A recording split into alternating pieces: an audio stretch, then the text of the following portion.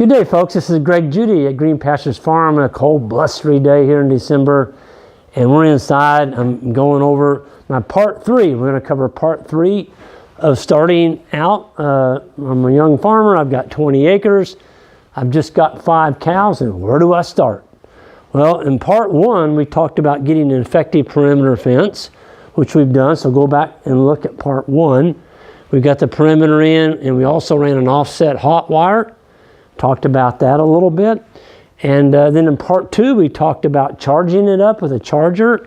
I'm going to cover that a little bit more in depth too, but chargers and the catch area. This is our corral, you might say. And in the corral is where we actually unload our animals for the very first time. They'd never seen hot wire before. So we ran a hot wire on the inside of that. We taught our animals what hot wire is. And on this talk, we're going to be talking about water. Folks, you've got to have water. And I can't overemphasize enough, good water, high quality water, dependable water. Don't let your animals run out of water if at all possible, especially on hot days. Animals just absolutely freak out when they run out of water and it's 95, 100 degrees, high humidity. They drink a lot of water. Okay, in the wintertime, they still drink water, but it's not near the deal as it is in the summertime. So how are we going to get water to this farm? Well, we're fortunate on this 20 acres. We have a little homestead up here where the house is. We've got a hydrant. The hydrant is plumbed into our well that feeds the water that we drink out of the house. We're going to take that hydrant, and that's going to be our water supply for this farm. And so we don't have any water out here. There's nothing. We just got 20 acres. Okay, how are you going to get water across that? Well, we can hook into that hydrant with a product called 3/4 inch. Let me use the red. It shows up better. The 3/4 inch polyethylene. You can buy that at Lowe's, Menards, Home Depot, 100-foot lengths, 200-foot lengths. They even sell it in 1,000-foot lengths at Powerflex Fence Company. Anyway, the polyethylene, those work really, really good because you can plumb in these. So we run our water, might as well use blue because it is blue water. We run our water line, that polyethylene, right down the middle of our farm. Okay, that's on top of the ground. Now, if we own this farm, we don't lease it, we own it, I would probably bury that pipe. How deep? Well, it depends. In Texas, you'd want to get it down probably 18 to 2 feet, because if you don't, it's going to get hot. Hot summers in Texas. In Missouri, we need to go around 20 to 24 inches. In Minnesota, oh my gosh, get her deep. Whatever that frost-free line is, you need to be down below freezing. Okay? So it all depends on where you live. In the South, in Georgia, where it doesn't hardly freeze in the winter, you might only go down this deep. But in the summer, it's going to get hot in Georgia. And that water is going to get hot, and the water gets to your tank and it's hot. The animals are not going to drink it very well. So we've hooked onto our hydrant, and what I normally do is I plumb in, like right here, I would put a shutoff. I've hooked into the line that is supplying my hydrant. If it's an all-weather, in other words, I want to use it in the wintertime, this shutoff's got to be below freezing. It's the same line that's feeding that hydrant. I've just plumbed into it. That's all I did. And I put a T in it. And off that T, I've got this line plumbed in. Okay? And so all the way along here, I'm going to put in water points. And my water point consists of this. That's what it is. These are called Plasson quick couplers. These are awesome tools. And the way they work is, this is the male, okay? It works just like an air hose. So you plug that in, there's a spring in there, you hear that click? There's water coming out the other end. And this is hooked to my tank, my portable tank, which is this. All that is that you can buy these barrels, you can get them free a lot of places, $10, whatever. Cut it in two, okay? Put you a little hole on each side so you can tie it. You can tie it to a post or something so the animals don't flip it upside down. And plumb you in, drill a hole in there. And when you drill that hole in there, if it's pressurized, I highly recommend this float. This is called a Job Mega Flow. Okay, it works just like a bathroom stool. So when you flush your stool, this float drops down. It lets water come out the bottom, full flow. I mean, it's cranking. Folks, it's hard to believe, but right now we've got a huge herd out. I say huge herd, it's 280 animals. They're drinking out of this. You know, Greg, there's not enough water in there for 280 animals. Yes, there is. In the winter, I wouldn't use this in the summer, but in the winter it's just fine. And for 5 cows, you will never need anything bigger than this. This is perfect. And it's free. So as the animals drink, this drops down and it automatically has water coming out of it. It's called a Job Mega Flow. This is the box it comes in. You can get those through PowerFlex Fence Company. It's a really, really good, it's the best float there is out there. It's got a screen on it, right here. That screen keeps spider webs and dirt from getting down into the valve where it will not work. Okay. One other topic I want to cover on the hoses. Folks, when you're using pressurized water, don't use latex hoses. Those old cheap acrylic plastic hoses, gosh, you get on a hot summer day, they'll get a big old rupture in them, kaboom, it blows up, and now you've got a nasty water leak. Use the good rubber hoses. This is actually hydraulic hose.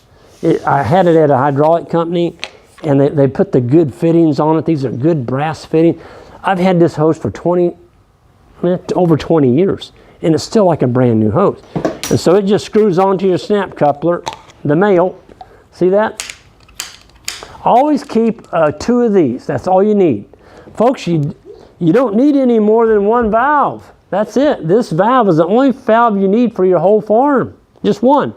And you only need 1 tank.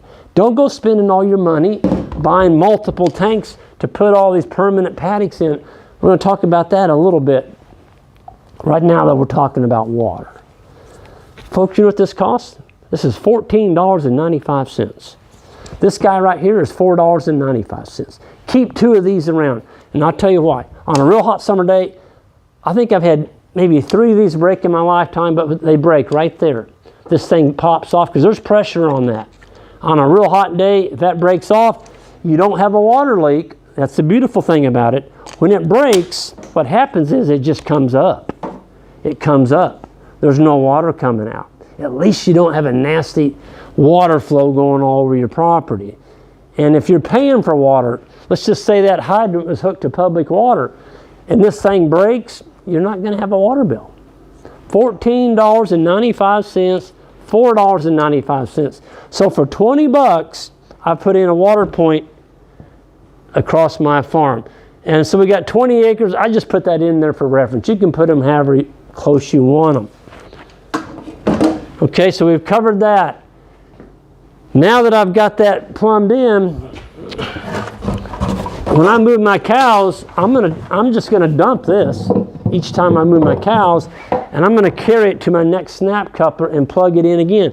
So I've got 1 hose, 1 tank, where's my valve? and 1 valve. That's it. You don't need any more than that. I wanted to cover what you don't want to do. We talked a little bit about the cheap hoses. Don't start with these. Folks, I've got probably 20 of these when I first started. And these are all hooked to my ponds. I used to have ponds. I still have lots of ponds, but we don't use these kind of, these just clip onto the tank. Ugh, it's rusted. I can't really turn them. It's got a little bitty hole right there. Folks, that hole will clog up with moss, corrosion, maybe a tadpole, whatever, a frog, anything comes in and out of your pond, it's just not going to work. I don't like these. They're not very dependable. I just would highly recommend staying away from them. If you're on a pond and you don't have pressure, don't use these. These work really good with pressure. They don't work so good with non-pressure. Here's what we use. This is called the Job, or not a Job, I'm sorry. It's a tank float. Gallagher used to make them. Here's the label.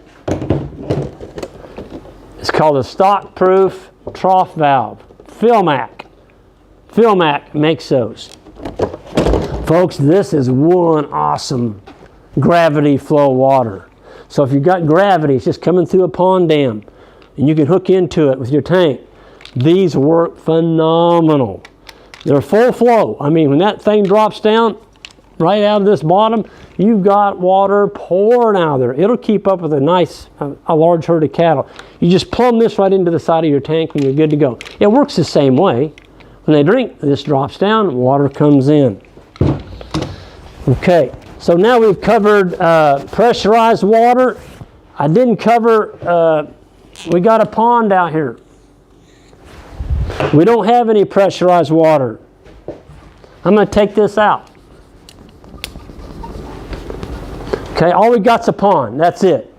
We just bought this farm and I've got a pond. How am I going to get water out of that pond? Well, first of all, I'm not going to let cattle in it. I can promise you that. I'm going to take a roll of poly braid. It doesn't have to be a geared reel. I do like geared reels because they're fast, very efficient. If you get a geared reel, make sure you get the Terragate. That's the only one I'll recommend. The rest of them don't hold up. Get you a good post. These are O'Brien. It's the best step-in post made in the world. Don't buy these. Look at the difference in the spike.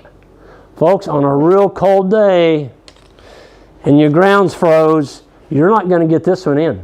You're going to break this foot feed off trying to get it in. This little guy here, you can put that in a drought or when the ground's froze. But you notice something, I sharpened that post. This one came pre-sharpened, but it's junk. They're just absolutely junk. So I take these step-ins, and I'm going to make a fence. My red is my fence. I'm going to put these posts right at the edge of that water. Just like that. And then I'm going to run my reel around the edge of the water so the cows, and then I can come over here and power it up. I just hook it onto my perimeter. That fence is hot, okay? So the cows or sheep or whatever, they can drink around the edge of the pond. They just can't get in it. But people say, but Greg, how are you going to graze the rest of your farm? How are they going to get water? We're going to cover that in part 4. How do you rotate? How do you get animals water on a pond? And we're going to cover a little bit about how to get water and how to rotate with a pressurized system. But that covers the components. I think I've covered that pretty well. And with that, I just wanted to give a little plug for our grazing school this spring. It's May 7th through the 9th. Ian Michelinis, the South African rancher, and myself will be teaching it here at Green Pastures Farm. Go to our website, greenpasturesfarm.net, for more info. Hope to see you all this spring. Take care.